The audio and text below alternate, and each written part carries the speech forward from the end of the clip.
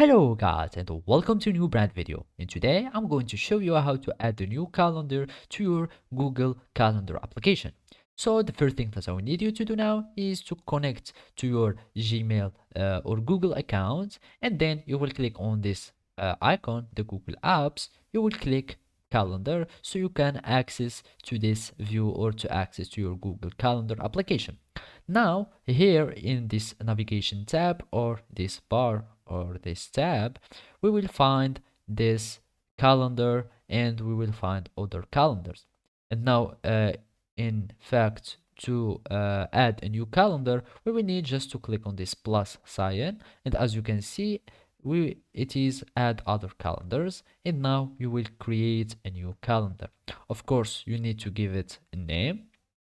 So basically new, I will just name it new calendar. As an example, you can give it a description, calendar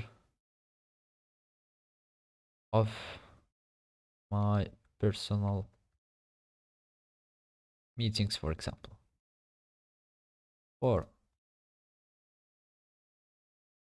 for my personal meetings. You give it a time zone, and then all we need to do is to create a calendar. So now by clicking on create calendar, we will have this calendar displayed here, and whenever you can add a personal meeting or you add an event, make sure that you attribute it to the new calendar and click on save. And as you can see, whenever you are check off or uncheck this new calendar, you won't see all the things concerning. So basically, as you can see, this is how you can create a new calendar on Google Calendar application. Thank you for watching and see you next time.